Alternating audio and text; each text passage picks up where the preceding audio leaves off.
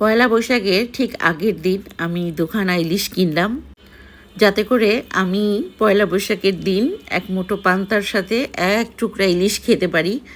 আসলে ইলিশের যে দাম, আমার মতো গরিব মানুষের পক্ষে এটা একেবারেই বিলাসিতা। কিন্তু ওই যে কিছু কিছু ব্যাপার আমি কখনোই কম্প্রোমাইজ করি না। এতটুক ধনী আমি হতে চাই যাতে কি না আমি বিভিন্ন ওকেশনে আমি আমার মন যেটা বলে সেটাই করতে পারি। ঠিক আছে, তো ইলিশটা কেটে বেছে রেখে দিলাম।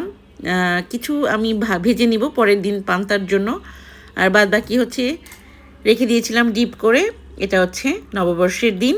শুভ নববর্ষ সবাইকে।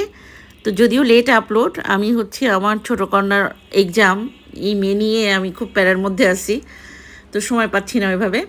তো ইলিশগুলো বের করে হচ্ছে আমি একটু মেরিনেট করে রেখে দিছি। এদিক দিয়ে চিকেন রোস্ট করব, ওটাও আমি একটু মেরিনেট করে রেখে দিব।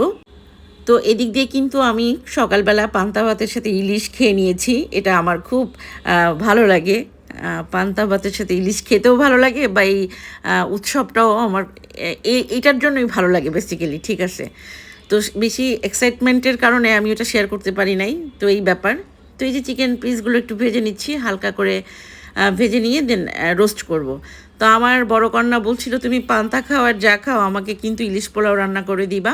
তার আবার এটা খুব পছন্দ, তো তার জন্যই মূলত ইলিশ পোলাওটা রান্না করা। তো এই যে ইলিশটাকে আমি একটু ভালো করে কষিয়ে নিচ্ছি এবারে, যাতে ভেঙে চড়ে না যায়। অ্যাজ ইউজুয়াল যেরকম ইলিশ পোলাও রান্না হয় ওভাবেই শর্টকাটে ট্রাই করছি। আর আমার হাতের স্পেশাল রোস্ট, যেটা কিনা সবাই খুব পছন্দ করে। ফাইনালি রান্নাবান্না কিন্তু হয়ে গেছে, আমি একটু ফাইনাল লুক দেখিয়ে দিচ্ছি। আমার হাতের রান্নার ফ্যান আমি, মাত্র মানে আমি নিজেই খুব ফ্যান, আমি খুব মজা করে আমার নিজের রান্না খাই। তো এই হলো ব্যাপার। তো এদিক দিয়ে ইলিশ পোলাও রান্না ডান, ভীষণ মজার হয়েছিল। তো আমরা এভাবেই খেয়ে দিয়ে বৈশাখ সেলিব্রেট করলাম। কোথাও কিন্তু যাওয়া হয় নাই, যে গরম। আর এমনিতেও আমার ঘোরাঘুরি পছন্দ হয় না, আমি কোনো মানুষ ঘরে থাকতেই ভালোবাসি। তো বৈশাখের আর একটা আনন্দ হচ্ছে একটু মিষ্টি মুখ করা। কিন্তু রসগোল্লাটা আমি খুব মিস করছি। তাকে বলছিলাম রসগোল্লা আনতে, সে সামহাও পায় নাই, সব শেষ হয়ে গেছে। ঠিক আছে, মানুষ সব রসগোল্লা খেয়ে নিয়েছে। তো আমার জন্য এটুকু ছিল।